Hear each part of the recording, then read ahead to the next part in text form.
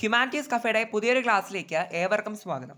നമ്മളിപ്പോൾ നോക്കാൻ പോകുന്നത് നമ്മുടെ +2 എക്കണോമിക്സിനകത്തെ മൈക്രോ എക്കണോമിക്സ് ഉണ്ടല്ലോ, അതിനകത്ത് വരുന്ന 2, 3, 4, 5 ഓക്കെ അത്രയും ചാപ്റ്റേഴ്സിൻ്റെയും ഇമ്പോർട്ടൻ്റ് ആയിട്ടുള്ള ഗ്രാഫുകളുടെ വീഡിയോ ആണ് നമ്മൾ ഇന്ന് ചെയ്യുന്നത് കേട്ടോ. അപ്പോൾ ഇതോടുകൂടി ഈ മൈക്രോയുടെ ഫുള്ള് ഗ്രാഫുകളുടെ നമ്മൾ കംപ്ലീറ്റ് ചെയ്ത് കഴിഞ്ഞിട്ടുണ്ട്. ആൻഡ് ഓൾസോ നിങ്ങളുടെ അടുത്ത് ഒരു കാര്യം കൂടി പറയുകയാണ്, നമ്മുടെ ചാനലിൽ ഒരു പ്ലേലിസ്റ്റ് ക്രിയേറ്റ് ചെയ്തിട്ടുണ്ട്.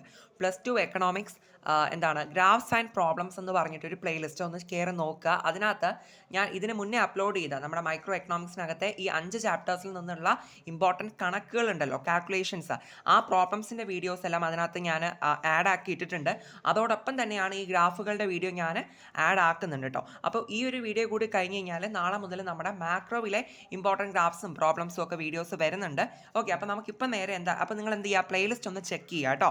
ഓക്കെ, ദെൻ ഇപ്പോൾ നമ്മൾ ചാപ്റ്റർ 2-നകത്തെ എന്താണ് ഇമ്പോർട്ടൻറ്റ് ഗ്രാഫ്സുകളാണ് പറയുന്നത്. അതായത് മൈക്രോ എക്കണോമിക്സിലെ രണ്ടാമത്തെ പാഠത്തിനകത്തുള്ള ഇമ്പോർട്ടൻറ്റ് ഗ്രാഫ്സുകളാണ് നമ്മൾ ഇപ്പോൾ ഷെയർ ചെയ്യാൻ വേണ്ടിയിട്ട് പോകുന്നത്. ആദ്യമേ തന്നെ law of diminishing marginal utility എന്ന് പറഞ്ഞിട്ട് നമ്മളൊരു കോൺസെപ്റ്റ് പഠിക്കുന്നുണ്ട്. ഓക്കെ, സോ ഇതുമായിട്ട് റിലേറ്റ് ചെയ്തിട്ട് വരുന്ന ഒരു ടേബിളാണിത്. ഈ ഒരു ഡേറ്റ ഉണ്ട്, ഈ ഡേറ്റയും ഇമ്പോർട്ടൻ്റ് ആണ്, ആൻഡ് ഓൾസോ ഈ ഗ്രാഫും. ഓക്കെ, ഈ ഗ്രാഫ് ഭയങ്കര ഇമ്പോർട്ടൻ്റ് ആണ്. So low of diminishing marginal utility ആയിട്ട് ബേസ് ചെയ്തിട്ട് ഈ ഒരു ഡയഗ്രാം നിങ്ങൾ പഠിച്ചു വെച്ചേക്കുക കേട്ടോ. നമുക്കത് തിയറി ആയിട്ട് ചോദിക്കാറുണ്ട് കേട്ടോ, ഇത് 4 മാർക്സിന് ഒക്കെ എഴുതാൻ വേണ്ടിയിട്ട്. അപ്പോൾ അന്നേരം നമുക്ക് ഈ ടേബിളും ഗ്രാഫും ഒക്കെ വളരെ ഇമ്പോർട്ടൻ്റ് ആയിട്ട് നമ്മൾ വരയ്ക്കുകയും വേണം. ഓക്കെ, എങ്കിലേ നമുക്ക് അവിടെ ഫുൾ മാർക്ക് കിട്ടുള്ളൂ. അതുകൊണ്ട് ആ ഗ്രാഫ് ആരും സ്കിപ്പ് ചെയ്യാൻ നിൽക്കണ്ട. ഇനി നമുക്ക് അടുത്ത് വരുന്നതാണ് നമ്മുടെ ഇൻഡിഫറൻസ് കർവ് എന്ന് പറയുന്നത്. ഇൻഡിഫറൻസ് കർവ് എന്ന് പറയുമ്പോൾ നിങ്ങൾക്ക് അറിയാം അല്ലേ, വളരെ ഇമ്പോർട്ടൻ്റ് ആണ്. ഇതാ കണ്ടോ, ഇതാണ് നമ്മുടെ ഇൻഡിഫറൻസ് കർവ് എന്ന് പറയുന്നത്. അതിൻ്റെ ഡേറ്റയാണ് അവിടെ കൊടുത്തിട്ടുള്ളത്. ജസ്റ്റ് ഈ കർവായിട്ട് മാത്രം വരയ്ക്കാൻ പഠിച്ചു വെച്ചാലും മതിയാകും. ഓക്കെ, പിന്നെ ഇവിടെ വേറൊരു തരത്തിലും നമുക്ക് ചോദ്യം വരാറുണ്ട്, അതുകൂടി ഞാൻ പറയാം ഗ്രാഫ് റിലേറ്റ് ചെയ്തിട്ട്. ഇതിപ്പോൾ നിങ്ങൾക്ക് അറിയാലോ, ഇതാണ് നമ്മുടെ IC ഇൻഡിഫറൻസ് കർവ് എന്ന് പറയുന്നത് അല്ലേ.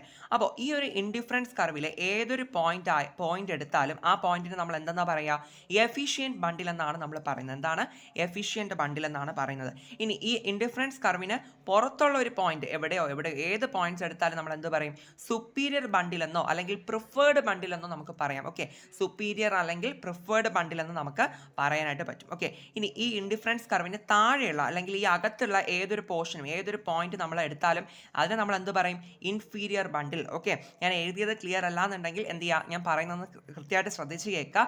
ഇൻഡിഫറൻസ് കർവിലുള്ള ഏതൊരു പോയിന്റ് നമ്മൾ എഫിഷ്യൻറ്റ് ബണ്ടിൽ എന്ന് പറയുന്നു. ഇൻഡിഫറൻസ് കർവിന് പുറത്തോട്ട് വരുന്ന ഏതൊരു പോയിന്റിന് നമ്മൾ എന്ത് പറയും, സുപ്പീരിയർ അല്ലെങ്കിൽ പ്രിഫേർഡ് ബണ്ടിൽ എന്ന് പറയുന്നു. ഇൻഡിഫറൻസ് കർവിന് താഴെയുള്ള അകത്തുള്ള ഏതൊരു പോയിന്റിന് നമ്മൾ എന്താ പറയുക, ഇൻഫീരിയർ ബണ്ടിൽ എന്നാണ് പറയുന്നത്. ഓക്കെ, അത് സെപ്പറേറ്റ് ആയിട്ട് നമുക്ക് ചോദിക്കാറുണ്ട്. സോ IC വരയ്ക്കാനും ആൻഡ് ഓൾസോ ഈ ഒരു ബണ്ടിലിൻ്റെ കാര്യം നിങ്ങൾ എന്ത് ചെയ്യുക, കൃത്യമായിട്ട് നോക്കിയിട്ട് പോവുക. ഇതാ ഇവിടെ നോക്കിക്കൊള്ളൂ, അടുത്ത് വരുന്നതാണ് ബഡ്ജറ്റ് ലൈൻ എന്ന് പറയുന്നത്. ബഡ്ജറ്റ് ലൈൻ എന്ന് പറയുന്ന ഗ്രാഫ് കേട്ടോ. നമ്മുടെ ബഡ്ജറ്റ് ലൈൻ്റെ ഗ്രാഫാണ്. BL എന്ന് പറഞ്ഞിട്ട് ഞാൻ അവിടെ മാർക്ക് ചെയ്തിട്ടുണ്ട്, ഒന്ന് നോക്കി നോക്കുക. ആൻഡ് വേറൊരു കാര്യം കൂടി പറയാനുള്ളത്, നമ്മൾ ഇൻഡിഫറൻസ് കർവിൽ പറഞ്ഞതുപോലെ തന്നെ ബഡ്ജറ്റ് ലൈനിലെ ഏതൊരു ബണ്ടിൽ അല്ലെങ്കിൽ ഏതൊരു പോയിന്റ് നമ്മൾ എടുത്ത് നോക്കിയാലും അതിന് നമ്മൾ എന്താ പറയുക, എഫിഷ്യൻറ്റ് ബണ്ടിൽ എന്നാണ് പറയുന്നത്. നേരത്തെ പറഞ്ഞ അതേ സെയിം നെയിംസ് തന്നെയാണ് കേട്ടോ എവിടെയും പറയുന്നത്, എഫിഷ്യൻറ്റ് ബണ്ടിൽ എന്ന് പറയുന്നു. ഇനി ബഡ്ജറ്റ് ലൈനിന് പുറത്തുള്ള ഏതൊരു പോയിന്റിന് നമ്മൾ എന്ത് പറയും, സുപ്പീരിയർ അല്ലെങ്കിൽ പ്രിഫേർഡ് ബണ്ടിൽ എന്ന് പറയുന്നത്. അതാണ് ഞാൻ SOR P എന്നിട്ടിട്ടുണ്ട്, ഫുൾ എഴുതിയിട്ടില്ല. സുപ്പീരിയർ അല്ലെങ്കിൽ പ്രിഫേർഡ് ബണ്ടിൽ എന്ന് നമുക്ക് പറയും. ഓക്കെ, ഇനി ബഡ്ജറ്റ് ലൈനിൻ്റെ അകത്തുള്ള ഏതൊരു പോയിന്റ് നമ്മൾ എന്താ പറയുക, ഇൻഫീരിയർ ബണ്ടിൽ എന്നാണ് നമ്മൾ പറയുന്നത് കേട്ടോ. ഓക്കെ, അപ്പോൾ ഒന്നുകൂടി പറയുന്നു, BL എന്ന് പറയുന്നത് ബഡ്ജറ്റ് ലൈനാണ്, അതിലുള്ള ഏതൊരു പോയിന്റും എഫിഷ്യൻറ്റ് ബണ്ടിൽ. ഓക്കെ, ഇനി ബഡ്ജറ്റ് ലൈനിന് പുറത്തുള്ള പോയിന്റ്സ് എല്ലാം നമ്മൾ എന്താ പറയുക, സുപ്പീരിയർ അല്ലെങ്കിൽ പ്രിഫേർഡ് ബണ്ടിൽ എന്ന് പറയുന്നു. ബഡ്ജറ്റ് ലൈൻ അകത്തുള്ള പോയിന്റ്സിന് നമ്മൾ ഇൻഫീരിയർ ബണ്ടിൽ എന്നും പറയുന്നുണ്ട്. ക്ലിയർ ആണല്ലോ? ഒക്കെ വരുന്നതാണ് നമ്മുടെ ബഡ്ജറ്റ് ലൈനിലുള്ള മൂവ്മെൻറ്റ്സ് അല്ലേ. നമുക്കറിയാം ബഡ്ജറ്റ് ലൈനിൽ ഉണ്ടാകുന്ന മൂവ്മെൻറ്റ്സ് അല്ലേ, പലതരത്തിലുള്ള മൂവ്മെൻറ്റുകൾ വരാറുണ്ട്. ആ ഗ്രാഫുകളെല്ലാം ഇമ്പോർട്ടൻ്റ് ആണ്.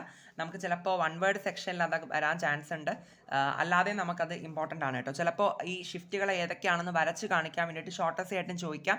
പിന്നെ നമുക്കറിയാം 8 മാർക്കിന് കണക്കായിട്ട് വരുന്ന ഒരു പോർഷൻ കൂടിയാണ്. അപ്പോൾ ആ ഗ്രാഫുകൾ എല്ലാവരും കൃത്യമായിട്ട് പഠിക്കുക. ഇവിടെ ഇപ്പോൾ M എന്ന് വെച്ചിട്ടുണ്ടെങ്കിൽ ഇൻകം ആണ്. ഓക്കെ, വരുമാനം. സോ ഇൻകം കൂടുമ്പോൾ ബഡ്ജറ്റ് ലൈനിൽ ഇതാ ഇങ്ങനെ ഒരു ഷിഫ്റ്റ് വരുന്നുണ്ട്. ഇൻകം കുറയുമ്പോൾ ഉണ്ടാവുന്ന ഷിഫ്റ്റ് കാണിച്ചിട്ടുണ്ട്.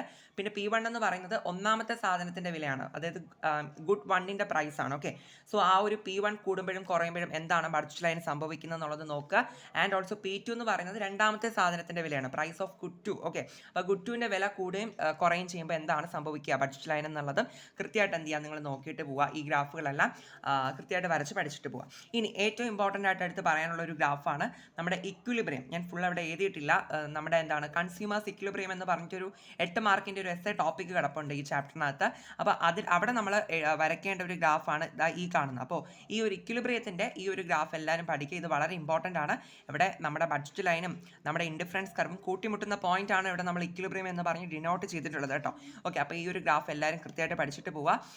ദെൻ ഓൾസോ ഇതിനെ കൺസ്യൂമേഴ്സ് ഇക്വിലിബ്രിയം എന്നും പറയാം, അല്ലെങ്കിൽ optimal choice of the consumer എന്നും നമുക്ക് ഈ ഒരു ടോപ്പിക്കിനെ പറയാം കേട്ടോ. ഓക്കെ, അപ്പം ഈ ഒരു കാര്യം നിങ്ങൾ കൃത്യമായിട്ട് നോക്കിയിട്ട് പോവുക. പിന്നെ നിങ്ങൾക്ക് അറിയുന്നുണ്ടായിരിക്കും നമ്മുടെ ഡിമാൻഡ് കർവ്, അതാണ് ഞാൻ ഇവിടെ DD എന്ന് ഇട്ടിട്ടുള്ളത്, ഡിമാൻഡ് കർവാണ്. അപ്പോൾ ഡിമാൻഡ് കർവ് ഈ രീതിക്കാണ് നമ്മൾ വരയ്ക്കുന്നത്. സോ അത് കൃത്യമായിട്ട് നോക്കി വെക്കുക. Okay, demand curve. ഓക്കെ, അതെന്താണ് ഡിമാൻഡ് കർവ് എങ്ങനെയാണെന്നുള്ളൊരു ഐഡിയ നമുക്ക് ഉണ്ടാവണം. ഓക്കെ, കാരണം അത് പിന്നീടും പല ചാപ്റ്റേഴ്സിൽ നമുക്കത് ആവശ്യമാണ്. ഇവിടെ ഒന്ന് നോക്കിക്കോളേ, ഇത് ഞാൻ ടെക്സ്റ്റാണ് കാണിച്ചിട്ടുള്ളത്. നമ്മുടെ ചേഞ്ചസ് ഇൻ ഡിമാൻഡ് എന്ന് പറഞ്ഞിട്ടൊരു ടോപ്പിക് നമുക്ക് പഠിക്കാനുണ്ട്, ഡിമാൻഡിൽ ഉണ്ടാകുന്ന മാറ്റങ്ങളെ പറ്റിയിട്ട്. അത് ഇമ്പോർട്ടൻ്റ് ആയിട്ട് നമുക്ക് ഷോർട്ടസ്റ്റേക്ക് ചോദിക്കുന്ന ഒരു ക്വസ്റ്റ്യൻ ആണ്. പക്ഷെ നമ്മൾ ചോദിക്കുമ്പോൾ നമുക്ക് അവിടെ കർവും നമുക്ക് വരയ്ക്കേണ്ടതുണ്ട്, ഗ്രാഫ് നമുക്ക് വരയ്ക്കേണ്ടതുണ്ട്. ഓക്കെ, അപ്പോൾ നമുക്ക് ഡിമാൻഡിന് ആദ്യം ഉണ്ടാകുന്നത് എക്സ്പാൻഷനും കോൺട്രാക്ഷനും ആണ്. ഓക്കെ, സോ ഈ ഒരു എക്സ്പാൻഷനും കോൺട്രാക്ഷനും കാണിക്കുന്ന ഗ്രാഫുകളാണ് ഇത് രണ്ടും എന്ന് പറയുന്നത് കേട്ടോ. അപ്പോൾ ഇത് രണ്ടും നിങ്ങൾ കൃത്യമായിട്ട് വരച്ച് പഠിച്ചിട്ട് തന്നെ പോവുക കേട്ടോ. എന്താ ഈ ഒരു കാണുന്ന രണ്ട് ഗ്രാഫുകൾ എന്ന് പറയുന്നത് ഇൻക്രീസും ഡിക്രീസും സംഭവിക്കുമ്പോഴുള്ള ഉള്ള ഗ്രാഫാണ് കേട്ടോ. അപ്പം നിങ്ങൾ ഈ 4 ഗ്രാഫും ഈ ഒരു ടോപ്പിക്ക് റിലേറ്റ് ചെയ്തിട്ട് പഠിക്കണം. ടോപ്പിക് എന്ന് പറയുന്നത് ചേഞ്ചസ് ഇൻ ഡിമാൻഡ് ആണ്. നോക്കുക, അവിടെ എക്സ്പാൻഷൻ സംഭവിക്കുമ്പോൾ എങ്ങനെയാണ്, കോൺട്രാക്ഷൻ സംഭവിക്കുമ്പോൾ ഏത് ഗ്രാഫാണ്, അതേപോലെ തന്നെ ഇൻക്രീസ് സംഭവിക്കുമ്പോൾ ഏത് ഗ്രാഫാണ്, ഡിക്രീസ് സംഭവിക്കുമ്പോൾ ഏത് ഗ്രാഫാണ്. ഈ 4 ഗ്രാഫുകളും കൃത്യമായിട്ട് വരച്ച് പഠിച്ചിട്ട് പോവുക. ഇത് അങ്ങോട്ടും ഇങ്ങോട്ടും ഒക്കെ മാറിപ്പോവും, അതുകൊണ്ട് വ്യക്തമായിട്ട് വേണം പഠിച്ചിട്ട് പോകാനായിട്ട് കേട്ടോ. ഇനി അതുപോലെ ഈ ഒരു ചാപ്റ്ററുമായിട്ട് ബന്ധപ്പെട്ട് ഇലാസ്റ്റിസിറ്റി എന്ന് പറഞ്ഞിട്ടൊരു ടോപ്പിക് നമ്മൾ ഈ രണ്ടാമത്തെ പാഠത്തിൽ ഏറ്റവും ലാസ്റ്റ് പഠിക്കുന്നുണ്ട്. ഓക്കെ, നമ്മുടെ ഡിമാൻഡിൻ്റെ പ്രൈസ് ഇലാസ്റ്റിസിറ്റി എന്ന് പറഞ്ഞിട്ട്. ഓക്കെ, സോ അവിടെ ഒരു 5 ഗ്രാഫുകൾ വരുന്നുണ്ട്. ഇതെല്ലാ ഗ്രാഫും ഇമ്പോർട്ടൻ്റ് ആണ്. ഇതാ ഇവിടെ നോക്കൂ, 5 എണ്ണം ഉണ്ട്. ഞാനതിൻ്റെ പേര് പറയും. ഇതാ ഈ കാണിക്കുന്ന ഒരു ഗ്രാഫ് ഉണ്ടല്ലോ, നമ്മുടെ ഡിമാൻഡ് ലൈൻ ഇങ്ങനെ സ്ട്രെയിറ്റ് ആയിട്ട് ഇങ്ങനെ പോകുന്നത്, ഹൊറിസോണ്ടൽ ആയിട്ട് പോയിട്ടുള്ളത്. അപ്പോൾ ഈ ഒരു ഗ്രാഫിൻ്റെ ഇത് ഏതിൻ്റെയാണെന്ന് വെച്ചിട്ടുണ്ടെങ്കിൽ പെർഫെക്റ്റ്ലി ഇലാസ്റ്റിക് ഡിമാൻഡ് ആണ് ഈ ഒരു ഗ്രാഫ് എന്ന് പറയുന്നത്. ഓക്കെ, പെർഫെക്റ്റ്ലി ഇലാസ്റ്റിക് ഡിമാൻഡ് ആണ് ഈ ഒരു ഗ്രാഫ്. ഇതെന്ന് പറയുന്നത് പെർഫെക്റ്റ്ലി ഇൻഇലാസ്റ്റിക് ഡിമാൻഡ് ആണ്. ഓക്കെ, കൃത്യമായിട്ട് മനസ്സിലാക്കി, ഇത് പെർഫെക്റ്റ്ലി ഇലാസ്റ്റിക് ഡിമാൻഡ്, ഇത് പെർഫെക്റ്റ്ലി ഇൻഇലാസ്റ്റിക് ഡിമാൻഡ് ആണ്. അടുത്തതായി ഇവിടെ നോക്കൂ, ഈ കാണിച്ചിരിക്കുന്ന ഗ്രാഫ് ഉണ്ടല്ലോ, ഇതെന്ന് പറയുന്നത് ഏതാണ്, യൂണിറ്ററി ഇലാസ്റ്റിക് ഡിമാൻഡ് ആണ് കേട്ടോ. Unitary elastic demand. ദെൻ ഇതെന്ന് പറയുന്നത് നമ്മുടെ ഹൈ ഇലാസ്റ്റിക് ഡിമാൻഡ് ആണ്. ഇലാസ്റ്റിക് ഡിമാൻഡ് എന്ന് പറയുന്ന ഗ്രാഫ്. ഇതെന്ന് പറയുന്നത് ഇൻഇലാസ്റ്റിക് ഡിമാൻഡ് എന്ന് പറയുന്ന ഗ്രാഫ്. അപ്പോൾ ഈ ഒരു 5 ഗ്രാഫ് നിങ്ങൾ എന്ത് ചെയ്യുക, കൃത്യമായിട്ട് നോക്കിയിട്ട് പോവുക. പ്രൈസ് ഇലാസ്റ്റിസിറ്റി എന്ന് പറയുന്ന ടോപ്പിക്കിനകത്ത് കിടപ്പുണ്ട്. 5 ഗ്രാഫ് നിങ്ങൾ പഠിച്ചിട്ട് പോകണം നമുക്ക്. കാരണം പ്രൈസ് ഇലാസ്റ്റിസിറ്റി ഒരു 4-5 മാർക്കിന് ഷോർട്ടസ്റ്റ് ആയിട്ട് അത് എന്താണെന്നുള്ളത് എഴുതാൻ വേണ്ടി ചോദിക്കാറുണ്ട്. അന്നേരം ഈ 5 ഗ്രാഫുകളും കൂടി വരച്ച് കഴിഞ്ഞാലാണ് നമുക്കവിടെ 5 മാർക്കും കിട്ടത്തുള്ളൂ കേട്ടോ. പിന്നെ നിങ്ങൾക്ക് അറിയാം, ഈ ഒരു ചാപ്റ്റർ ഞാനിത് ഷോർട്ട് വീഡിയോ ആയിട്ടൊക്കെ ചെയ്തിട്ടുള്ള ഒരു ഗ്രാഫാണ്. നമ്മുടെ ജോമെട്രി എന്ന് പറയുന്ന ഒരു മീൻസ്, അതായത് നമ്മുടെ ലീനിയർ ഡിമാൻഡിൽ, ഈ ലീനിയർ ഡിമാൻഡ് എന്ന് പറയുമ്പോൾ ഡിമാൻഡ് കർവ് ഈ രീതിക്ക് വരയ്ക്കുമ്പോൾ ഇതാണ് ലീനിയർ ഡിമാൻഡ് എന്ന് പറയുന്നത്. അത് സ്ട്രെയിറ്റ് ലൈൻ ആയിട്ടാണല്ലോ ഇവിടെ വരച്ചിട്ടുള്ളത്. ഓക്കെ, അപ്പോൾ ഈ ഒരു കർവിൽ ലീനിയർ ഡിമാൻഡിൽ ഇലാസ്റ്റിസിറ്റി എങ്ങനെയായിരിക്കും എന്ന് പറഞ്ഞിട്ടായിരിക്കും നമുക്ക് ചോദ്യം വരിക. ഇത് നമുക്ക് വരയ്ക്കാൻ വേണ്ടിയിട്ട് ഡയറക്റ്റ്ലി ചോദിക്കാറുണ്ട്, അല്ലെങ്കിൽ ഈ ഒരു ഗ്രാഫ് തന്നിട്ട് പോയിന്റ്സ് ഫില്ല് ചെയ്യാൻ വേണ്ടിയിട്ട് ചോദിക്കാറുണ്ട് കേട്ടോ. ഈ 5 പോയിന്റ്സുമാണ് നമ്മൾ ഫില്ല് ചെയ്ത് കൊടുക്കേണ്ടത്. ഈ സെൻറ്റർ പോർഷൻ ആകുമ്പോൾ ഇലാസ്റ്റിസിറ്റി 1 ആയിരിക്കും എന്നൊക്കെ പറഞ്ഞിട്ടാണ് വരുന്നത്. ഓക്കെ, ഞാനത് ഓൾറെഡി ഷോർട്ട് വീഡിയോ ആയിട്ട് ഇതിൻ്റെ എക്സ്പ്ലനേഷൻ ഞാൻ ഇട്ടിട്ടുണ്ട് കേട്ടോ, നീറ്റായിട്ട് ഞാൻ ഇട്ടിട്ടുണ്ട്. സോ ഈ ഒരു ഗ്രാഫ് നിങ്ങൾ ഇമ്പോർട്ടൻ്റ് ആയിട്ട് പഠിച്ചു വയ്ക്കുക. അടുത്ത നമ്മുടെ പ്രൊഡക്ഷൻ ആൻഡ് കോസ്റ്റ് എന്ന് പറയുന്ന 3ാമത്തെ ചാപ്റ്റർ ആണ് കേട്ടോ. അപ്പോൾ ഈ ഒരു ചാപ്റ്ററിന് ആദ്യം തന്നെ നമ്മൾ ഐസോകോണ്ട് പഠിക്കുന്നുണ്ട്. സോ ഐസോകോണ്ടിൻ്റെ ഗ്രാഫാണ് ഞാനിവിടെ ഡേറ്റ് ഒക്കെ എഴുതി വെച്ചിട്ടുണ്ട്. നിങ്ങൾ ഗ്രാഫ് മാത്രം ജസ്റ്റ് ഒന്ന് നോക്കിയാൽ മതിയാവും. IQ എന്ന് നമുക്ക് പറയാം. ഐസോകോണ്ട് ഓക്കെ, ഈ രീതിക്കാണ് വരയ്ക്കുക കേട്ടോ. ഇൻഡിഫറൻസ് കർവ് പോലെ തന്നെയാണ്. അപ്പോൾ ആ ഒരു ഗ്രാഫ് നിങ്ങൾ മനസ്സിലാക്കുക. ദെൻ ഈ കാണുന്നത് ഐസോകോണ്ട് മാപ്പാണ് കേട്ടോ. ഓക്കെ, അപ്പോൾ ഐസോകോണ്ട് ജസ്റ്റ് ഒന്ന് നോക്കുക. പിന്നെ വളരെ ഇമ്പോർട്ടൻ്റ് ആണ് ഈ കാണുന്ന ഗ്രാഫ്. ഇതെന്താണ്, നിങ്ങളെല്ലാവരും കൃത്യമായിട്ട് വരച്ച് പഠിച്ചിട്ട് പോവുക. TP MP AP, total product, marginal product, average product കേട്ടോ. അതായത് ഈ കാണുന്നതാണ് TP, AP, താഴോട്ട് പോകുന്നത് MP. കൃത്യമായിട്ട് ഈ ഗ്രാഫ് പഠിക്കുക. ഇത് നമുക്ക് എന്തുമായിട്ട് ബന്ധപ്പെട്ട് വരുന്നതെന്നാണ് അറിയാമെന്ന് വെച്ചിട്ടുണ്ടെങ്കിൽ, നമ്മുടെ ലോ ഓഫ് വേരിയബിൾ പ്രൊപ്പോർഷൻ എന്ന് പറഞ്ഞൊരു 8 മാർക്കിൻ്റെ എസ്സേ ചോദ്യം നമ്മൾ പഠിക്കുന്നുണ്ടല്ലോ. Okay, law of variable proportion. Okay, ആ ഒരു ക്വസ്റ്റ്യൻ ആയിട്ട്, അല്ലെങ്കിൽ റിട്ടേൺസ് ടു ഫാക്ടർ എന്നൊക്കെ നമ്മൾ പറയുന്നുണ്ട്. ഓക്കെ, അപ്പോൾ ആ ഒരു ക്വസ്റ്റ്യനുമായിട്ട് റിലേറ്റ് ചെയ്ത് വരുന്ന ഒരു ഗ്രാഫാണ്. നമ്മൾ ആ ഒരു ക്വസ്റ്റ്യൻ ചോദിക്കുമ്പോൾ ഈ ഗ്രാഫ് വരച്ചില്ല എന്നുണ്ടെങ്കിൽ നമുക്ക് അവിടെ 8 മാർക്ക് കിട്ടത്തില്ല കേട്ടോ. അതുകൊണ്ട് തന്നെ ഈ ഗ്രാഫ് എല്ലാവരും കൃത്യമായിട്ട് വരച്ച് പഠിച്ചിട്ട് പോകണം. ഓക്കെ, ഞാൻ ഒന്നുകൂടി ആ ടോപ്പിക്ക് പറയാം. ലോ ഓഫ് വേരിയബിൾ പ്രൊപ്പോർഷൻ എന്നോ റിട്ടേൺസ് ടു ഫാക്ടർ എന്നോ അല്ലെങ്കിൽ ഇങ്ങനെ ഒരു പേരുണ്ട്, law of diminishing marginal product എന്ന് പറഞ്ഞിട്ടുണ്ട്. ഓക്കെ, ഈ പേരുകളൊക്കെ നമ്മുടെ ടെക്സ്റ്റ് ബുക്കിൽ കൊടുത്തിട്ടുണ്ട്. സോ ആ ഒരു എസ്സേ ടോപ്പിക്ക് അതിനകത്ത് വരുന്ന ഗ്രാഫ് TP AP MPയുടെ അതെല്ലാവരും വരച്ച് പഠിച്ചിട്ട് പോവാം. ഓക്കെ, ഇനി നമുക്ക് പലതരത്തിലുള്ള റിലേഷൻസ് നമ്മൾ ഈ ഒരു ചാപ്റ്ററിൽ പഠിക്കുന്നുണ്ട്. ഓക്കെ, നമുക്ക് അത് അവസാനം ഞാൻ പറഞ്ഞുതരാം. ആ റിലേഷൻസിൻ്റെ ഗ്രാഫുകൾ ഞാൻ അവസാനം പറഞ്ഞുതരാം കേട്ടോ. കാരണം അത് മിക്സ് ചെയ്ത് പറഞ്ഞു കഴിഞ്ഞാൽ ഒരുമാതിരി ഒരു കൺഫ്യൂഷൻ വരാൻ ചാൻസ് ഉണ്ട്. ഞാൻ അതിൻ്റെ കാര്യം ഞാൻ പിന്നെ പറഞ്ഞുതരാം. ഇവിടെ ഇനി അടുത്തൊരു ഇമ്പോർട്ടൻറ്റ് ഗ്രാഫാണ് റിട്ടേൺസ് ടു സ്കെയിലിൻ്റെ ഒരു ഗ്രാഫ്. ഇതെനിക്ക് തോന്നുന്നു എന്താ പറയുക, ചില ടെക്സ്റ്റ് ബുക്കുകളിൽ ഈ ഒരു ഗ്രാഫ് കാണത്തില്ല. പക്ഷെ നിങ്ങളൊന്ന് അറിഞ്ഞു വെച്ചേക്കുക. ഓക്കെ, സോ ഇത് എന്താണ്, അഥവാ ചോദിക്കുകയാണെങ്കിൽ വരയ്ക്കുന്നത് നല്ലതായിരിക്കും കേട്ടോ.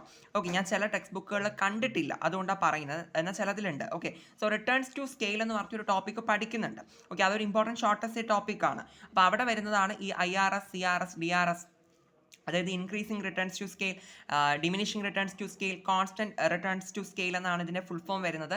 സോ ആ ഒരു ഗ്രാഫ് നിങ്ങളൊന്ന് നോക്കി വെച്ചേക്കാം. ഇനി അടുത്തൊരു പ്രധാനപ്പെട്ട ഗ്രാഫാണ് ഇതെന്ന് പറയുന്നത്. ഇത് നമ്മുടെ 8 മാർക്കിൻ്റെ ഒരു ചോദ്യം നമുക്കുണ്ട്. ഈ ഒരു കോസ്റ്റുമായിട്ട് ബന്ധപ്പെട്ട ഒരു പ്രോബ്ലം നമ്മൾ ചെയ്യുന്നുണ്ട് ഈ ഒരു പാഠത്തിൽ നിന്ന്, അല്ലേ? ഓക്കെ, അപ്പോൾ അവിടെ നമ്മൾ വരയ്ക്കുന്ന ഒരു ഗ്രാഫാണ്. ഇതല്ലാണ്ടും പല രീതിയിൽ ചോദ്യങ്ങളിൽ കണ്ടിട്ടുണ്ട് ഈ ഒരു ഗ്രാഫ് ബേസ് ചെയ്തിട്ട്. സോ ഈ ഒരു ഗ്രാഫ് എല്ലാവരും പഠിക്കുക. TC TFC TVC, total cost ഇതാ കാണുന്നുണ്ട്, ഈ കർവാണ്. ആൻഡ് TVC എന്ന് വെച്ചിട്ടുണ്ടെങ്കിൽ ടോട്ടൽ വേരിയബിൾ കോസ്റ്റ് ആണ്. TFC ഈ കാണുന്ന സ്ട്രെയിറ്റ് ലൈൻ ആണ്. ഇതാണ് ടോട്ടൽ ഫിക്സ്ഡ് കോസ്റ്റ് എന്ന് നമുക്ക് പറയാം. ഓക്കെ, എവിടെ നിങ്ങൾ പഠിക്കുമ്പോൾ ഈ ഓരോ കർവിൻ്റെയും, അതായത് ഈ TCയുടെയും TVC TFCയുടെ ഒക്കെ ഷേപ്പുകൾ കൂടി പഠിച്ചു വെക്കണം കേട്ടോ. അത് ഇതിന് മാത്രമല്ല, നേരത്തെ കാണിച്ച TP AP MP, ഓക്കെ, ഈ പല കാര്യങ്ങൾക്കും ഷേപ്പുകൾ ഉണ്ടല്ലോ. ഇതിൻ്റെയൊക്കെ ഓരോ ഷേപ്പ് കൂടി കൃത്യമായിട്ട് നിങ്ങൾ പഠിച്ചു പോവുക. കാരണം അതൊക്കെ നമുക്ക് വൺ വേർഡ്സ് ആയിട്ട് ചോദിക്കാറുണ്ട്. ഇനി ഞാൻ ഈ റിലേഷൻ്റെ കാര്യത്തിലോട്ട് വരാം. റിലേഷൻസ് എന്ന് പറയുമ്പോൾ ഗ്രാഫ് അങ്ങനെ ഭയങ്കര ഇമ്പോർട്ടൻ്റ് എന്ന് പറയാനില്ല. പക്ഷേ എന്നാൽ ഇടയ്ക്കൊക്കെ ഈ ഗ്രാഫ് ബേസ് ചെയ്ത് ചോദ്യങ്ങൾ വരാറുണ്ട്. ഓക്കെ, ഇനി റിലേഷൻസ് ചോദിക്കുമ്പോൾ നമുക്ക് ഗ്രാഫ് വരയ്ക്കണമെന്ന് വലിയ നിർബന്ധമില്ല, വരച്ചാലും വേറെ പ്രശ്നമില്ല. ഞാൻ ജസ്റ്റ് ഒന്ന് പറഞ്ഞു തരാം. പഠിക്കാൻ പറ്റുന്നവരൊക്കെ ഒന്ന് പഠിച്ചിട്ട് പോകുക കേട്ടോ. ദാറ്റ് ഈസ് TPയും MPയും തമ്മിൽ റിലേഷൻ പറയുമ്പോൾ നമ്മൾ ഈ 2 ഗ്രാഫുകളാണ് അവിടെ കാണിക്കുന്നത് കേട്ടോ. TPയും MPയും ബേസ് ചെയ്തിട്ട് ടോട്ടൽ പ്രോഡക്റ്റ്, മാർജിനൽ പ്രോഡക്റ്റ്. അടുത്ത് MP AP റിലേഷൻ പറയുന്നുണ്ട്, മാർജിനൽ പ്രോഡക്റ്റും അതുപോലെ തന്നെ ഏതാണ്, ആവറേജ് പ്രോഡക്റ്റും. അപ്പോൾ നമ്മൾ യൂസ് ചെയ്യുന്ന ഗ്രാഫാണ് ഈ ഒരു ഗ്രാഫ്. ഓക്കെ, നിങ്ങൾ ജസ്റ്റ് ഒന്ന് അറിഞ്ഞിരിക്കുക. ഓക്കെ, ദെൻ അടുത്ത ഞാൻ എവിടെ എഴുതിയിട്ടുണ്ട്, ABC MC റിലേഷൻ കാണിക്കാൻ വേണ്ടി യൂസ് ചെയ്യുന്ന ഒരു ഗ്രാഫാണ് ഇതെന്ന് പറയുന്നത്. AC ABC റിലേഷൻ പറയുമ്പോൾ നമ്മൾ ഇങ്ങനത്തെ ഒരു ഗ്രാഫാണ് വരയ്ക്കുന്നത്. ഇനി LRAC LRMC റിലേഷൻ ബേസ് ചെയ്തിട്ട് ഇതാ ഈ 2 ഗ്രാഫാണ് വരയ്ക്കുക. ഓക്കെ, ഓക്കെ ആണല്ലോ. ഇനി ഒരു ഗ്രാഫ് കൂടിയുണ്ട്, നോക്കിക്കോളൂ. MC AC ABC എന്ന് പറഞ്ഞിട്ട് കാണിക്കുക, 3ൻ്റെ റിലേഷൻ നമ്മൾ പറയുന്നുണ്ട്. അപ്പോൾ അന്നേരം നമ്മൾ ഇതാ ഈ ഒരു രീതിയിലാണ് ഗ്രാഫ് വരയ്ക്കുന്നത് കേട്ടോ. ഓക്കെ, അപ്പോൾ ഞാനിപ്പോൾ എല്ലാം കൂടി കാണിച്ചിട്ടുണ്ട്. ഇതെല്ലാം നമുക്ക് അങ്ങോട്ടും ഇങ്ങോട്ടും മാറിപ്പോകാൻ ചാൻസ് ഉണ്ട്. അപ്പോൾ അങ്ങനെയുള്ളവർ എന്താണ്, പറ്റുന്നവരൊന്ന് നോക്കി വച്ചേക്കുക. ചിലപ്പോഴൊക്കെ ഈ ഗ്രാഫുകൾ ബേസ് ചെയ്തിട്ട് ക്വസ്റ്റ്യൻസ് വരാറുണ്ട്. പ്രത്യേകിച്ച് ഇതാ ഈ ഒരു ഗ്രാഫൊക്കെ ഇമ്പോർട്ടൻ്റ് ആണ് കേട്ടോ. ഓക്കെ, അപ്പോൾ ഈ ഗ്രാഫ് ബേസ് ചെയ്തിട്ട് ക്വസ്റ്റ്യൻസ് വരാറുണ്ട്. അപ്പോൾ നിങ്ങൾ വരയ്ക്കാൻ പറ്റുന്നവരൊക്കെ ഈ റിലേഷൻ ബേസ് ചെയ്തിട്ട് ഒന്ന് വരച്ച് പഠിച്ചിട്ട് പോവുക. ഓക്കെ, അല്ലാണ്ട് റിലേഷൻസ് ഇപ്പോൾ നമുക്ക് എഴുതാൻ വേണ്ടിയിട്ട് 2 മാർക്കിനൊക്കെ ചോദിക്കാറുണ്ട്. ഫോർ എക്സാമ്പിൾ ഇപ്പോൾ ABC MC റിലേഷൻ എഴുതാൻ വേണ്ടിയിട്ട് 2 റിലേഷൻ എഴുതാൻ വേണ്ടിയിട്ട് 2 മാർക്കിനൊക്കെ അങ്ങനെയൊക്കെ ചോദിക്കാറുണ്ട്. അപ്പോൾ അന്നേരം നമുക്ക് പോയിന്റ്സ് മാത്രം മതി, അവിടെ ഗ്രാഫ് വരയ്ക്കേണ്ട കാര്യമില്ല. ഓക്കെ, ഇപ്പോൾ ഒരു 4 മാർക്കിനൊക്കെ അങ്ങനെ ചോദിക്കുകയാണെങ്കിൽ ഗ്രാഫ് കൂടി വരയ്ക്കുകയാണെങ്കിൽ അത് കുറച്ചുകൂടി ബെറ്റർ അല്ലേ, അതുകൊണ്ട് പറഞ്ഞു എന്നേ ഉള്ളൂ. പക്ഷെ നിങ്ങൾ ഈ ഒരു ചാപ്റ്ററിൽ നിന്ന് ഇമ്പോർട്ടൻ്റ് ആയിട്ട് ഒരിക്കലും സ്കിപ്പ് ചെയ്യരുതെന്ന് പറയുന്നത് ഈ ഒരു TP MB APയുടെ ഈ ഒരു ഗ്രാഫ് വളരെ ഇമ്പോർട്ടൻ്റ് ആണ്. അതുപോലെ തന്നെ നമ്മളെ കോസ്റ്റുമായിട്ട് ബന്ധപ്പെട്ട ഈ ഒരു ഗ്രാഫ് ഉണ്ടല്ലോ, TC TFC TVC, ഈ ഒരു ഗ്രാഫും, ഈ 2 ഗ്രാഫ് നിങ്ങൾ ഒരിക്കലും സ്കിപ്പ് ചെയ്യരുത്. ഇത് രണ്ടും നന്നായിട്ട് വരച്ച് പഠിച്ചിട്ട് തന്നെ പോവുക. ബാക്കിയൊക്കെ പറ്റുന്ന പോലെ ഒന്ന് നോക്കി വരച്ച് പഠിച്ചിട്ട് പോവുക കേട്ടോ. ഇനി നമ്മുടെ 4ാമത്തെ ചാപ്റ്ററുമായിട്ട് റിലേറ്റ് ചെയ്തിട്ട് വരുന്ന, അതായത് മൈക്രോയിലെ 4th ചാപ്റ്ററിൽ വരുന്ന ഗ്രാഫുകൾ നമുക്ക് നോക്കാം. ആദ്യമേ തന്നെ TR MR AR price line demand curve. Okay, അപ്പോൾ ഇതിൻ്റെ എല്ലാം ഗ്രാഫ് ഞാൻ പറഞ്ഞുതരാം, വേറെ ഒന്നുമില്ല. ഈ കാണുന്നതാണ് TR എന്ന് പറയുന്നത്, total revenue. Okay, total revenue എന്ന് പറയാം. ഈ കാണുന്നതാണ് കേട്ടോ TR. ഇതിൻ്റെയൊക്കെ ഷേപ്പ് നിങ്ങൾ പഠിച്ചിട്ട് പോകണം, ഷേപ്പും ചോദിക്കാറുണ്ട് നമുക്ക്. ഓക്കെ, വളരെ ഇമ്പോർട്ടൻ്റ് ആണ് ഷേപ്സ് ഒക്കെ. സോ TRൻ്റെ എന്താണ്, TR നിങ്ങൾ നോക്കുക. ഓക്കെ, ഇതാണ് TR. ഇനി ഈ കാണുന്ന ഒരു ഹൊറിസോണ്ടൽ സ്ട്രെയിറ്റ് ലൈൻ നിങ്ങൾ കാണുന്നുണ്ടോ? ഈ ഒരു ലൈനാണ് നമ്മൾ പ്രൈസ് ലൈൻ എന്ന് പറയുന്നു. എവിടെ എഴുതിയിട്ടില്ല, അതാണ് ഞാൻ P എന്ന് ഇവിടെ മാർക്ക് ചെയ്തിട്ടുണ്ട്. പ്രൈസ് ലൈനും ഇനി ARഉം MRഉം DDയും എല്ലാം ഈ ഒരു ലൈൻ തന്നെയാണ്. ഓക്കെ, ഈ ഒരു ലൈനിനെ തന്നെയാണ് ഈ പല പേരുകളിലും നമ്മൾ വിളിക്കുന്നത് കേട്ടോ. പ്രൈസ് ലൈൻ, എന്താണ് average revenue, marginal revenue, demand curve. Okay, ഇതെല്ലാം സെയിം ആണ്, ഈ ഒരൊറ്റ ലൈൻ തന്നെയാണ്. ഓക്കെ, അത് അത്രയേ ഉള്ളൂ. ഈ 2 ഗ്രാഫാണ്, സിമ്പിളാണ്. പക്ഷേ എന്നാൽ ഇത് ബേസ് ചെയ്തിട്ട് 1 വേർഡ് സെക്ഷൻസിലൊക്കെ ചോദ്യങ്ങൾ വരാറുണ്ട്. സോ ഈ 2 ഗ്രാഫ് നിങ്ങൾ പഠിച്ചിട്ട് പോവാം. ഓക്കെ, ഇനി വളരെ ഇമ്പോർട്ടൻ്റ് ആണ് അടുത്ത് വരുന്ന ഗ്രാഫ്, പ്രോഫിറ്റ് മാക്സിമൈസേഷൻ. ഞാൻ ബാക്കി എഴുതിയിട്ടില്ല, മാക്സിമൈസേഷൻ എന്നാണ് കേട്ടോ. നമ്മുടെ പെർഫെക്റ്റ് കോമ്പറ്റീഷൻ ആണല്ലോ ഈ ഒരു ചാപ്റ്റർ. അപ്പോൾ പെർഫെക്റ്റ് കോമ്പറ്റീഷൻ എസ്സേ നമ്മൾ പഠിക്കുന്നുണ്ടല്ലോ 8 മാർക്കിന്, അവിടെ നമ്മൾ വരയ്ക്കേണ്ട പ്രോഫിറ്റ് മാക്സിമൈസേഷൻ്റെ ഗ്രാഫാണ് ഇതെന്ന് പറയുന്നത് കേട്ടോ. അതുകൊണ്ട് 8 മാർക്കിൻ്റെ എസ്സേക്കകത്ത് വരയ്ക്കേണ്ട ഗ്രാഫ് എന്ന് പറയുമ്പോൾ അത് അത്രയും ഇമ്പോർട്ടൻ്റ് ആണ്. ഗ്രാഫ് ഇല്ലെങ്കിൽ നമുക്ക് അവിടെ 8 മാർക്ക് കിട്ടത്തില്ല, നമ്മൾ എത്ര എഴുതിയാലും. ഓക്കെ, സോ അതുകൊണ്ട് തന്നെ നമ്മൾ ഈ ഗ്രാഫ് വളരെ ഇമ്പോർട്ടൻ്റ് ആണ്. നിങ്ങൾ നോക്കി നന്നായിട്ട് വരച്ച് പഠിച്ചിട്ട് പോകുക കേട്ടോ. കൃത്യമായിട്ട് നോക്കി വരയ്ക്കണേ. Profit maximisation. ഇനി നമുക്ക് സപ്ലൈ കർവ് അറിയാം. സപ്ലൈ കർവ് ഇതാ ഈ രീതിക്കാണ് കേട്ടോ. നമ്മൾ നേരത്തെ ഡിമാൻഡ് കർവ് വരയ്ക്കാൻ പഠിച്ച പോലെ സപ്ലൈ കർവും ഇങ്ങനെ ഒന്ന് വരയ്ക്കാൻ അറിഞ്ഞിരിക്കുക, കാരണം നമുക്കിനി അടുത്ത ചാപ്റ്റേഴ്സിൽ അത് ആവശ്യം വരാറുണ്ട്. ഇനി നമ്മുടെ ഈ ഒരു ചാപ്റ്ററിൻ്റെ അവസാനം ജോമെട്രിക് മെത്തേഡ് എന്ന് പറഞ്ഞിട്ട്, അതായത് നമ്മുടെ സപ്ലൈയുടെ ഇലാസ്റ്റിസിറ്റി നമ്മൾ ആയിട്ട് ബന്ധപ്പെട്ട ഇലാസ്റ്റിസിറ്റി ഒക്കെ കഴിഞ്ഞ് വരുന്ന ഒരു ടോപ്പിക്കാണ് ജോമെട്രിക് മെത്തേഡ്. സപ്ലൈനെ ജോമെട്രിക് രീതിയിൽ ഇവിടെ ഡിഫൈൻ ചെയ്ത് മീൻസ് എന്താണ് വരച്ച് കാണിച്ചിരിക്കുകയാണ്. ക്ലിയർ ഉണ്ടാവുമെന്ന് അറിയില്ല, ഒരു പഴയ ടെസ്റ്റാണ് കേട്ടോ. ഓക്കെ, അപ്പം നിങ്ങൾ ജസ്റ്റ് എന്തായാലും നിങ്ങളുടെ ടെക്സ്റ്റ് ബുക്ക് ഒന്ന് ഓപ്പൺ ചെയ്ത് നോക്കിയോളൂ, അപ്പോൾ ക്ലിയർ ആയിട്ട് കാണാൻ പറ്റുമല്ലോ. ഓക്കെ, അപ്പോൾ ഈ 3 ഗ്രാഫുകൾ നമുക്ക് ഇമ്പോർട്ടൻ്റ് ആണ്. ജോമെട്രിക് മെത്തേഡിൽ നമുക്ക് സപ്ലൈ കർവ് വരയ്ക്കാൻ വേണ്ടിയിട്ട് ചോദിക്കാറുണ്ട്. സെപ്പറേറ്റ് ആയിട്ട് അങ്ങനെ ചോദിച്ചിട്ടുണ്ട് കേട്ടോ. ഒരു 4-5 മാർക്കിന് അങ്ങനെ ചോദിച്ചിട്ടുണ്ട്. അന്നേരം ഈ 3 ഗ്രാഫ് നമുക്ക് വരച്ചാലാണ് അവിടെ മാർക്ക് കിട്ടുള്ളൂ കേട്ടോ. 3 ഗ്രാഫ് വരച്ചാൽ മാത്രം പോരാ, എക്സ്പ്ലനേഷൻ എഴുതണം. ഓക്കെ, സോ ഗ്രാഫുകൾ 3 നിങ്ങളൊന്ന് വരച്ച് പഠിച്ചിട്ട് പോവാം. ഇതിൻ്റെ ഏറ്റവും ലാസ്റ്റ്, ഈ ചാപ്റ്ററിൻ്റെ ഏറ്റവും അവസാന ഭാഗത്താണ് ഈ ഒരു 3 ഗ്രാഫും വരുന്നത്. നമുക്ക് ചാപ്റ്റർ 5 നോക്കാം. മൈക്രോയിലെ അവസാനത്തെ ചാപ്റ്റർ ആണ്, നമ്മുടെ മാർക്കറ്റ് ഇക്വിലിബ്രിയം എന്ന് പറയുന്ന ചാപ്റ്റർ ആണ് കേട്ടോ. സോ നോക്കൂ, അവിടെ നമ്മുടെ മാർക്കറ്റ് ഇക്വിലിബ്രിയം മീൻസ് ഇക്വിലിബ്രിയം എങ്ങനെയാണ് വരയ്ക്കുക എന്നുള്ളത് നിങ്ങൾ ബേസിക് ആയിട്ട് അറിഞ്ഞിരിക്കുക. ഇത് അറിഞ്ഞിരുന്നാൽ മാത്രമേ ഈ ചാപ്റ്ററിലെ ബാക്കി ഗ്രാഫുകളൊക്കെ വരയ്ക്കാൻ പറ്റുള്ളൂ കേട്ടോ. അതുകൊണ്ട് ഈ ഒരു ഗ്രാഫ് വളരെ ഇമ്പോർട്ടൻ്റ് ആണ്. ഞാനൊന്ന് പറയുക കൂടി ചെയ്യാം. ഇത് ഡിമാൻഡ് കർവാണ്, DD എന്ന് പറയുന്നത്. ഈ SS എന്ന് പറയുന്നത് സപ്ലൈ കർവ. ഇത് രണ്ടും കൂട്ടിമുട്ടുന്ന ഈ ഒരു പോയിന്റ് ആണ് നമ്മുടെ ഇക്വിലിബ്രിയം എന്ന് പറയുന്നത് കേട്ടോ. ഇക്വിലിബ്രിയം എന്ന് പറയുന്നത്. സോ ഇതാ നോക്കൂ, ഇതാണ് നമ്മുടെ പ്രൈസ് ഇക്വിലിബ്രിയം. അതാണ് നമ്മൾ P* ആയിട്ട് മാർക്ക് ചെയ്തിട്ടുള്ളത്. ഇത് ക്വാണ്ടിറ്റി ആണ്. അതായത് നമുക്കതിനെ കുറച്ചുകൂടി നന്നായിട്ട് പറയുകയാണെങ്കിൽ P* എന്ന് പറയുന്നത് ഇക്വിലിബ്രിയം പ്രൈസ് എന്ന് നമുക്ക് പറയാം. Q* എന്ന് പറയുന്നത് ഇക്വിലിബ്രിയം ക്വാണ്ടിറ്റി. ഓക്കെ, സോ ഈ ഒരു ഗ്രാഫ് എല്ലാവരും കൃത്യമായിട്ട് പഠിക്കുക, കാരണം ഇത് വെച്ചിട്ടാണ് നമുക്ക് ബാക്കി ഗ്രാഫുകളെല്ലാം നമ്മൾ വരയ്ക്കുന്നത്. എന്ത് വരച്ചാലും ഈ ഒരു ചാപ്റ്ററിനകത്തുള്ള എന്ത് കാര്യം നമ്മൾ വരച്ചാലും ആദ്യം നമ്മൾ വരയ്ക്കേണ്ടത് ഈ ഒരു മോഡലാണ്. ഓക്കെ, അപ്പോൾ ഇതാണ് ഇക്വിലിബ്രിയം. ജസ്റ്റ് ഇക്വിലിബ്രിയം വരയ്ക്കാൻ വേണ്ടിയിട്ട് ചോദിച്ചാൽ നമ്മൾ ഇങ്ങനെ വരച്ചു കൊടുത്താൽ മതിയാകും. ഇനി ഇത് അടുത്ത് നോക്കിക്കോളൂ, നമ്മുടെ ഡിമാൻഡിൽ ഉണ്ടാവുന്ന മാറ്റവും സപ്ലൈയിൽ ഉണ്ടാവുന്ന മാറ്റം എന്ന് പറഞ്ഞിട്ട് ഒരു ടോപ്പിക്ക് വരുന്നുണ്ട്. അത് ഡിമാൻഡിൽ ഉണ്ടാവുന്ന ഷിഫ്റ്റ് ആണ് കേട്ടോ. അതായത് നോക്കിക്കോളൂ, ഡിമാൻഡ് റൈറ്റ് വേർഡ് ആയിട്ട് ഷിഫ്റ്റ് ചെയ്യുമ്പോൾ ഇങ്ങനെയാണ് നമ്മുടെ ഇക്വിലിബ്രിയം ചേഞ്ച് ആവുന്നത്. And also demand left word വരുമ്പോൾ ഈ രീതിക്ക് മാറുന്നുണ്ട്. ആൻഡ് സപ്ലൈ കർവും ഇത് റൈറ്റ് വേർഡ് ഷിഫ്റ്റ് ആണ് സപ്ലൈ കർവിൻ്റെ, ആൻഡ് ഇത് ലെഫ്റ്റ് വേർഡ് ഷിഫ്റ്റ് ആണ് കേട്ടോ. ഓക്കെ, ഒന്നുകൂടി നോക്കും, ഇത് നമ്മുടെ ഡിമാൻഡിൻ്റെ ഷിഫ്റ്റ് ആണ് ഇവിടെ പറഞ്ഞിട്ടുള്ളത്. ആൻഡ് ഇത് സപ്ലൈയുടെ ഷിഫ്റ്റ് ആണ് കേട്ടോ, റൈറ്റ് വേർഡും ലെഫ്റ്റ് വേർഡും എന്ന് പറയുന്നത്. ഓക്കെ, നമ്മുടെ ഈ ഒരു ചാപ്റ്ററിനകത്ത് അടുത്ത് നമ്മൾ നിർബന്ധമായിട്ടും പഠിച്ചിരിക്കേണ്ട കുറച്ച് ഗ്രാഫുകളുണ്ട്. എന്താണെന്ന് വെച്ചിട്ടുണ്ടെങ്കിൽ നമ്മളിപ്പോൾ ഡിമാൻഡിൽ ഉണ്ടാകുന്ന ഷിഫ്റ്റ് പറഞ്ഞു, സപ്ലൈയിൽ ഉണ്ടാകുന്ന ഷിഫ്റ്റ് നമ്മൾ സെപ്പറേറ്റ്ലി ഇവിടെ പറഞ്ഞു മീൻസ് പഠിച്ചു കഴിഞ്ഞു. ഓക്കെ, അപ്പോൾ ഈ ഒരു ഡിമാൻഡ് കർവും സപ്ലൈ കർവും ഒരുമിച്ച് ഷിഫ്റ്റ് ചെയ്യുന്ന കുറച്ച് സന്ദർഭങ്ങളുണ്ട്. ഓക്കെ, അപ്പോൾ ആ ഒരു സന്ദർഭങ്ങൾ എന്ന് പറയുമ്പോൾ നമുക്ക് അത് ഇങ്ങനെ ഈ കോൺസെപ്റ്റ് ആയിട്ട് പറഞ്ഞിട്ടുണ്ട്. അതായത് ഡിമാൻഡ് സപ്ലൈ ഇവിടെ റൈറ്റ് വേർഡ് ഷിഫ്റ്റ് ചെയ്യുന്ന ഗ്രാഫുകളുണ്ട്. And demand supply leftward shift ചെയ്യുമ്പോൾ ഉണ്ടാവുന്ന ഇക്വിലിബ്രിയം ഗ്രാഫുകളുണ്ട്. ആൻഡ് ഡിമാൻഡ് കർവ് റൈറ്റ് വേർഡിലോട്ടും ആൻഡ് സപ്ലൈ കർവ് ലെഫ്റ്റിലോട്ട് ഷിഫ്റ്റ് ചെയ്യുമ്പോൾ ഉണ്ടാവുന്ന ഗ്രാഫുകൾ വരുന്നുണ്ട്. ഡിമാൻഡ് ലെഫ്റ്റ് വേർഡും സപ്ലൈ കർവ് റൈറ്റ് വേർഡും. ഓക്കെ, അപ്പോൾ ഇങ്ങനെ 4 തരത്തിൽ പല ഗ്രാഫുകൾ ഇതിനകത്ത് പഠിക്കാൻ വേണ്ടിയിട്ട് വരുന്നുണ്ട്. സോ ഇതിൻ്റെ ഗ്രാഫുകൾ ഉണ്ടല്ലോ, ഇത് നമുക്കൊരു എനിക്ക് തോന്നുന്നു ഒരു 10-12ഓളം ഗ്രാഫുകൾ ഈ ഒരു ടോപ്പിക്ക് ഇത്രയും മോഡൽ നമുക്ക് വരച്ചെടുക്കാൻ പറ്റും. ഓക്കെ, നമ്മൾ ആ 10-12 ഗ്രാഫുകൾ അറിഞ്ഞിരിക്കേണ്ട ആവശ്യം എന്താണെന്ന് വെച്ചിട്ടുണ്ടെങ്കിൽ നമുക്കതിൽ ഏതെങ്കിലും ഒരെണ്ണം നമുക്ക് വരയ്ക്കാൻ ചോദിക്കും പബ്ലിക് എക്സാമിന് കേട്ടോ. ഓക്കെ, നമുക്ക് ഫുള്ളായിട്ട് വരയ്ക്കാൻ മീൻസ് അങ്ങനെ ചോദിക്കാൻ വലിയ ചാൻസ് ഇല്ല. നമുക്കതിൽ ഏതെങ്കിലും ഒരെണ്ണം നമുക്ക് ചോദിക്കും. ഫോർ എക്സാമ്പിൾ, ഇപ്പോൾ ഡിമാൻഡ് കർവ് റൈറ്റ് വേർഡും സപ്ലൈ കർവ് ലെഫ്റ്റ് വേർഡും വരുന്ന രീതിയിൽ ഒരു ഗ്രാഫ് വരയ്ക്കാൻ പറയും. ഓക്കെ, അപ്പോൾ അങ്ങനെ നമുക്ക് റാൻഡം ആയിട്ട് ചോദ്യം ചോദിക്കാറുണ്ട്. സോ അതുകൊണ്ട് തന്നെ നിങ്ങൾ എന്ത് ചെയ്യുക, അത് എല്ലാ വർഷവും വരുന്നതുമാണ് കേട്ടോ അത്തരത്തിലൊരു ചോദ്യം. അപ്പോൾ അതുകൊണ്ട് തന്നെ ഇത്രയും ഗ്രാഫുകൾ വരച്ച് പഠിച്ചു കഴിഞ്ഞാൽ ആ ഒരു ചോദ്യത്തിന് നമുക്ക് ഉത്തരം എഴുതാനായിട്ട് പറ്റും. ഓക്കെ, മനസ്സിലാവുന്നുണ്ടല്ലോ. ഓക്കെ, കാരണം അത് വരയ്ക്കുക എന്ന് പറയുമ്പോൾ ഈസിയാണ്. ഒരെണ്ണം വരയ്ക്കുമ്പോൾ തന്നെ നിങ്ങൾക്ക് ബാക്കിയെല്ലാം വരയ്ക്കാനുള്ള ഒരു ഐഡിയ കിട്ടും. എളുപ്പമാണത് വരയ്ക്കാൻ വേണ്ടിയിട്ട്. പിന്നെ ഞാനതിപ്പോൾ ഈ ഒരു വീഡിയോയിൽ ഇൻക്ലൂഡ് ചെയ്തിട്ടില്ല. ആ ഒരു 12 ഗ്രാഫുകളുടെ ഒരു 12 ആണെന്നാണ് കേട്ടോ എൻ്റെ ഒരു ഓർമ്മ. കുറേ ഉണ്ട് എന്തായാലും. ഓക്കെ, അപ്പോൾ അത്രയും ഗ്രാഫുകളുടെ ആ ഒരു വിഷ്വൽസ് ഞാൻ ഇതിനകത്ത് ഇൻക്ലൂഡ് ചെയ്തിട്ടില്ല, ഞാൻ വരച്ചിട്ടില്ല. നിങ്ങൾക്ക് ആവശ്യമുണ്ടെന്നുണ്ടെങ്കിൽ എന്ത് ചെയ്യുക, കമൻറ്റ് സെക്ഷനിൽ അറിയിക്കുക ആ ഒരു ഗ്രാഫുകൾ. അങ്ങനെയെങ്കിൽ ഞാനത് സെപ്പറേറ്റ് ആയിട്ട് വീഡിയോ ചെയ്യാം. ഓക്കെ, അത് ഈസിയാണ്, എല്ലാവരെ കൊണ്ടും പറ്റുന്നതാണ്, പ്രത്യേകിച്ച് പറയേണ്ട ആവശ്യമൊന്നുമില്ല. പക്ഷേ നിങ്ങൾക്ക് ആർക്കെങ്കിലും അങ്ങനെ ആവശ്യമുണ്ടെന്നുണ്ടെങ്കിൽ ഒന്ന് കമൻറ്റ് സെക്ഷനിൽ അറിയിച്ചു കഴിഞ്ഞാൽ ഞാൻ ഈ രീതിയിൽ ഡിറൈവ് ചെയ്തെടുക്കാൻ പറ്റുന്ന ആ ഗ്രാഫുകളെല്ലാം കൂടി ഇൻക്ലൂഡ് ചെയ്തിട്ട് സെപ്പറേറ്റ് ആയിട്ട് ഒരു വീഡിയോ ചെയ്യാം കേട്ടോ, അതിന് വേണ്ടിയിട്ട് മാത്രം. ഓക്കെ, ഇനി അതുപോലെ തന്നെ നമ്മുടെ ഈ ഒരു ചാപ്റ്ററിൻ്റെ അവസാനം പ്രൈസ് സീലിംഗ് എന്ന് പറഞ്ഞിട്ട് നമ്മളൊരു കോൺസെപ്റ്റ് പഠിക്കുന്നുണ്ട്. 8 മാർക്കിൻ്റെതാണ്.